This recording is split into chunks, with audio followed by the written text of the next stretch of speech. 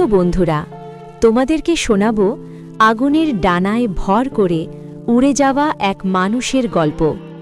নীরবতার ভেতর থেকে উঠে আসা এক আলোর গল্প। APJ আব্দুল কালাম।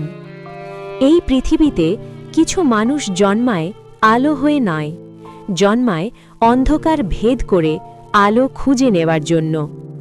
ভারতের এক প্রান্তে সমুদ্র ঘেরা ছোট্ট শহর রামেশ্বরম।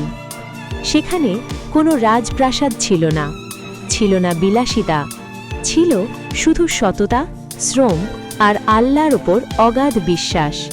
সেই ঘরে জন্ম নিল এক শিশু, আবুল কালাম। তার বাবা ছিলেন নৌকার মাঝি, মা ছিলেন ধৈর্যের প্রতিমূর্তি। তাদের শিক্ষা ছিল খুব সাধারণ: সৎ থাকো, পরিশ্রম করো আর কখনো অহংকার করো না। নীরব পরিশ্রমের দিনগুলো। শৈশবেই কালাম বুঝে গিয়েছিলেন, জীবন তাকে আরাম দিতে আসেনি, জীবন তাকে দায়িত্ব দিতে এসেছে। ভোরের আলো ফোটার আগেই তিনি পত্রিকা বিক্রি করতেন। হাতে টাকা ছিল সামান্য, কিন্তু চোখে ছিল সীমাহীন স্বপ্ন। বন্ধুরা যখন খেলায় মেতে উঠত, কালাম তখন ভাবতেন, আমি আজ কি শিখলাম, আমি আজ নিজেকে কতটা গড়তে পারলাম। তিনি কখনো অভিযোগ করেননি, কখনো বলেননি আমার নেই, আমার অভাব। তিনি বলতেন, আমার আছে সময় আর আছে চেষ্টা। এক শিক্ষকের কথায় বদলে যাওয়া জীবন। একদিন শ্রেণীকক্ষে শিক্ষক বললেন, স্বপ্ন মানে শুধু আকাশে তাকানো নয়, স্বপ্ন মানে মাটিতে দাঁড়িয়ে আকাশ ছোঁয়ার সাহস। এই কথা কালামের হৃদয়ে গেঁথে গেল। তিনি শিখলেন, স্বপ্ন দেখতে হলে আগে নিজেকে বিশ্বাস করতে হয়। ব্যর্থতার কাছে মাথা নত নয়। ইঞ্জিনিয়ারিং শেষ করে তিনি প্রবেশ করলেন মহাকাশ গবেষণায়। প্রথম প্রচেষ্টা ব্যর্থ, দ্বিতীয় প্রচেষ্টা ব্যর্থ।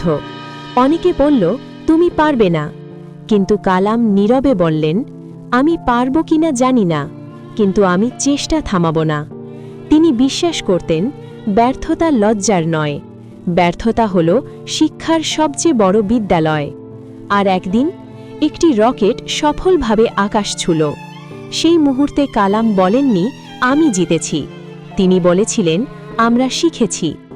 সময় তাকে দিল সর্বোচ্চ সম্মান, একটি জাতির রাষ্ট্রপতি হওয়ার দায়িত্ব। কিন্তু ক্ষমতা তাকে বদলাতে পারেনি।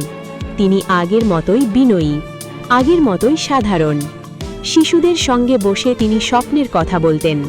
তরুণদের বলতেন, তোমরা যদি নিজের ওপর বিশ্বাস রাখো, তবে এই দেশ নিজেই বদলে যাবে।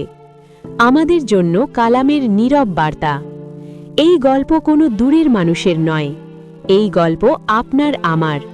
হয়তো আজ আপনার পথ কঠিন, হয়তো কেউ আপনাকে গুরুত্ব দিচ্ছে না, হয়তো আপনি ক্লান্ত, কিন্তু মনে রাখবেন, নীরব পরিশ্রমী একদিন সবচেয়ে বেশি শব্দ করে। নিজের কাজকে ছোট মনে করবেন না, নিজের দক্ষতাকে অবহেলা করবেন না। আজ যে কাজটা আপনি মন দিয়ে করছেন, সেটাই আগামী দিনের পরিচয়। কালাম বলতেন, সূর্যের মতো উজ্জ্বল হতে চাইলে সূর্যের মতো পুড়তে শিখতে হয়। তাই আজ নিজেকে বলুন, আমি ধীরে হলেও থামব না, আমি ছোট হলেও হাল ছাড়ব না, আমি বিনয়ী থাকব, কিন্তু স্বপ্নে বড় হব। কারণ একজন সৎ, পরিশ্রমী মানুষই একদিন ইতিহাস হয়। প্রিয় বন্ধুরা, আজকের গল্পে আমরা জানলাম, সৎ ও পরিশ্রমী ব্যক্তির লক্ষ্য ঠিক থাকলে কখনো খেল করে না। প্রিয় বন্ধুরা, এই মহান ব্যক্তিকে আপনার কেমন লাগে কমেন্টে জানাবেন।